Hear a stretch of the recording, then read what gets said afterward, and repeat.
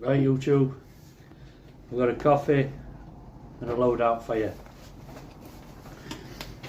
I'll have to do it quick because our last is lurking, so anyway, right, we've got a Vito Pro Pack CPXD.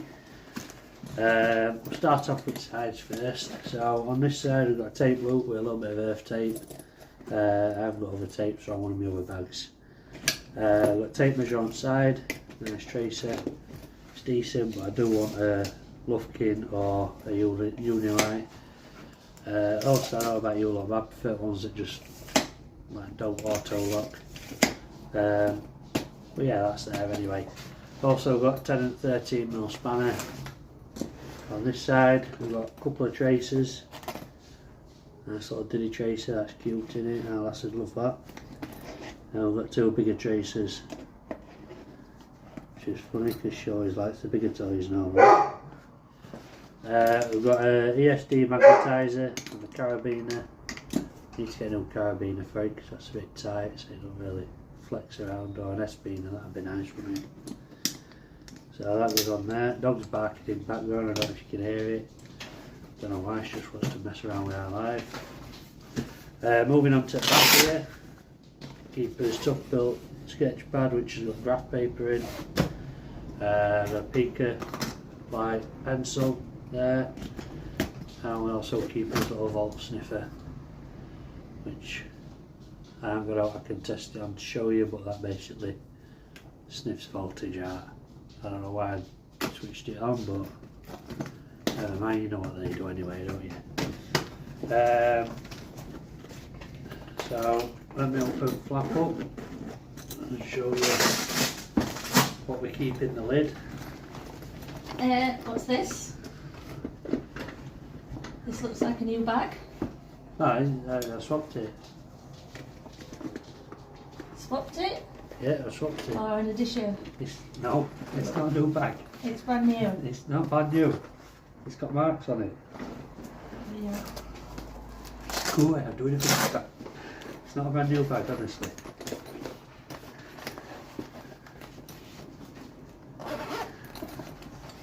It's not new, go away.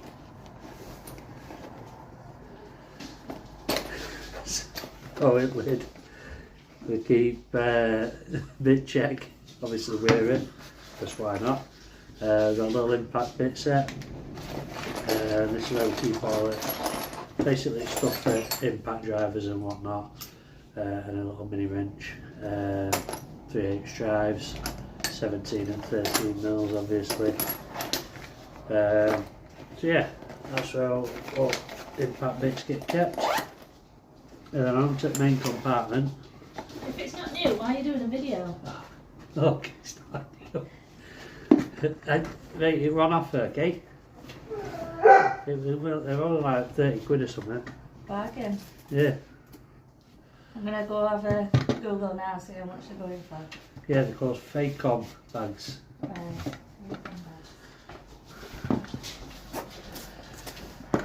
Laser level, that sticks to that metal plate in there.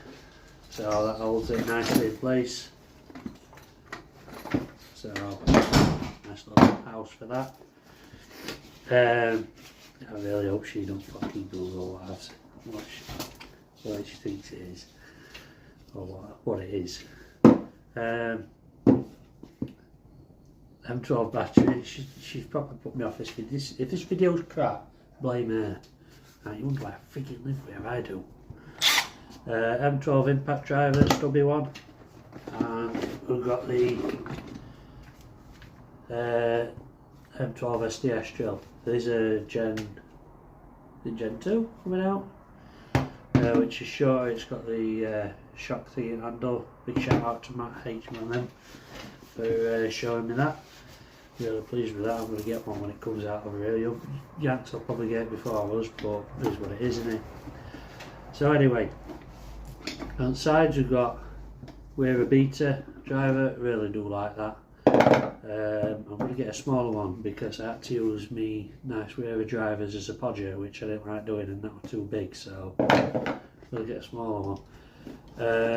I've got some Knipex twin grips in there, and I've got some Knipex side cutters inside, so I'm not going to get absolutely everything out and show you it, because that's point, you want to see how it goes, don't you? Also next to 13 and 10mm spanners we've got 17. These are just blue spot ratchets. Had them about 4 years. I don't know if you know when you're on top of a ladder and you've got a rod in and it's not quite, it needs moving over 5mm, so you slacken it off, but it's got weight on it, so you get a quick tap with a hammer. With spanner even as an hammer.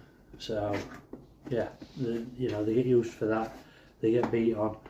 They do take a bit of hammer, and they're stood up to it, so I don't need to change that. I did have a Weaver Joker ratchet spanner, 17mm, and ratchet seized on it. I didn't realise it was lifetime warranty, so I just chucked it. Anyway, I've got a little cabinet key that gets me into most access doors. I would like a Kinipex, but I don't know, like 30 quid are they, and I don't really need one. It's hardly ever that I use that, maybe 2-3 times a year. Basically we work on sites before they've been installed. It's only for maintenance work that we use that, which is very rare. I've also got the Hultafors little £7 crowbar, whatever you want to call it. I'll show you this here. Right? Basically we did go for the V-swap panel on the front, so we could tuck a few little bits and pieces like them too behind it. Always comes another pouch, so you know, that comes in handy. Next up we've got the 4mm Weaver ball end Allen driver. If you can see that as it's zooming in. That slots in there. I only really use 4mm Allens, so basically that does me for most things. If I'm in a tight area, then I can get the little mini ratchet and get a 4mm hex bit on there and just, you know, work away at it like that. We've also got the Knipex Cobras here. These are the 150s. We don't have a need for any massive ones in what we do, so they are plenty big enough to get the job done for us. So obviously they are Knipex, they are brilliant quality and a good little tool to have. I do actually have a free pouch down here, but I haven't really got what else I need to put in it, so you know, but it is nice to have a bit of spare, isn't it? Got a couple of Weaver drivers here. These are laser tips, as you can see. Got a 5.5 slotted, I think that is, and a PZ2. Good bit of kit then. But a Weaver flexi driver here, which is brilliant. I was worried about the amount of torque you could put through it, but to be fair, it's done everything I need it to. You know, I use it to put a lot of M6 bolts in on canopies and whatnot, things like that, and it's been fine, perfectly fine. I do like it. It is actually my go-to driver for putting stuff in like that. In back corner here, we've got 3 drill bits, so we use concrete fixes or frame screws, which take a 6mm bit. So we've got a 6mm in there. That is the longest one, so well, the longest one out of the 2 small ones, so that goes at the back there, so we can close the lid easier. Got a 7mm when we're using brown plugs, and we've got a 16mm when we're using roll bolts. We only use that for in say brick or breeze block, because I think M12 would probably struggle into bore concrete with that. You'd have to pilot drill it, maybe go up 4 times. So yeah, that's basically what we keep in there. Moving on to the front pouch, we've got this little Hultafors level, great little level that it's got a V groove there and on bottom, so side and bottom, so you can check stuff vertically, horizontally, and it just sits on. They are magnetic, so you know, it does stick to it, and yeah, good little level. I think it's 0.5mm per metre accuracy, so we just keep that in there. I have got another level in the other bag, which if you like and subscribe and hit that notification bell, you'll see a video for that probably next week sometime. This has got to be the best tool I've bought, I think. It's the Weaver Cyclops pocket mats. So you got your adjustable head. You can have it as a screwdriver at an angle or as a normal wrench. It doesn't. The only thing it doesn't do is lock up, so you can use it as a fixed screwdriver. It is only ratcheting one way or other. You basically, I don't know if you can see that on video. You twist the little green spline thing there, and it changes direction. You can take that bit out, pop it in end, get one of your bits out of your carousels, and presto, you've got a ratcheting driver with 12 functions. So you can have different sizes. Ryder, shush! Sorry, dog's going on again. Ryder, do you want to come say hello? No, you're laying there, are you? You've also got these sockets here which twist lock on there, 8, 10 and 13 mil. The only 8 mil stuff we use is tech screws, so we have a magnetic bit that will pop it in there. I would have liked a 7 mil because the banding clips that we use take either posi or 7 mil, so 7 would have been ideal for us. So yeah, basically that's pretty much everything apart from the most important thing, which is silica gel. If you get a new bag right, you take this out, give yourself a slap and put it back in, because that's going to take away moisture from in and without around the box. Obviously if you take it to a car wash, it's not going to keep your tools dry, but you know, it is a good thing to have in your bag. So with all this, basically we've moved on from the velocity bag, which is here.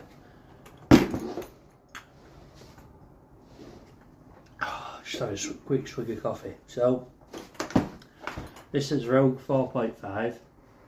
It is a good bag, but I weren't getting on with it. I like with this, everything's just there. Basically we work in kitchens, for example, we work around other trades, and if we're not working around other trades, we're working around chefs, so chances are your tools aren't in the middle of a room, they're not easily accessible, they're slammed on a bench in the corner. And with this, you go up to it and everything is there, apart from impact bits there. But chances are you'll only be using a couple, you'll get them out and I'll pop them in a little bit holder on side of drill.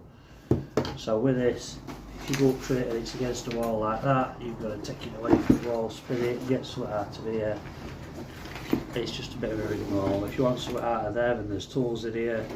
It weights it down, so you've got to zip all this back up because then bits will fall out. I just won't get on with it. It is colossally heavy as well. That said, we've come from that, and the only things that we've really had to lose out on are these, which is basically the M12 light, so I've had to sacrifice that. But I'm just going to get an O light for that or something like that. I think there's enough room to get a light in it or on it somewhere. A little Milwaukee level, which I'm not that bothered about because it's ram on, don't it? I don't know if you can tell from the video, my table's not level, but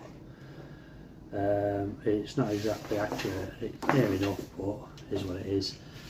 And also stubby ratchet driver, which I love this, right? It's got a chusty feel to it, it's heavy. Heavy's good, heavy's reliable. If it don't work, you can always hit him with it. Name that film in comments if you can. But yeah, I've no real use for it because I can use Cyclops. I mean, when do you actually use a stubby? You know, if you can get your hand that close to it, you can get something else in surely. And if you try to get in somewhere below that, so you like getting your hand in like that, I can use that. And if it's even tighter gap, I can use my little mini ratchet, which gets me in even tighter spaces. So I'm going to have to miss out on that, my level, my mag light, my Milwaukee magnetic light.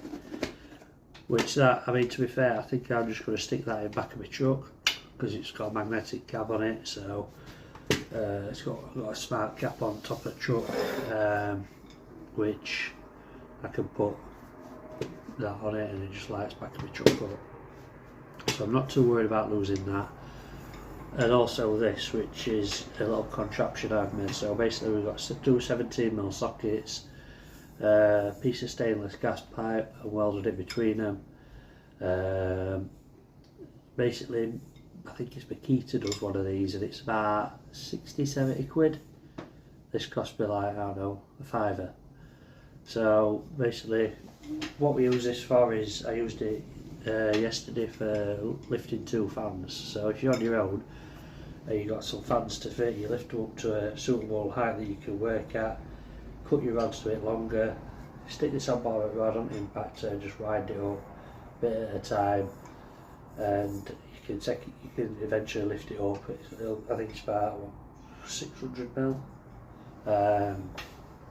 So you can take it up 2 foot at a time, whereas for example if you were to use the normal 17mm socket, you could only take it up that far at a time, and then you'd have to cut rod off and start again. So great bit of kit that. We are going to have to sacrifice it, unless I can figure out a way of carrying it, but at the minute it's not looking likely because it won't fit on my next bag, which is here. I'll show you this. I'm not going to do a load out on this because that's next week's video.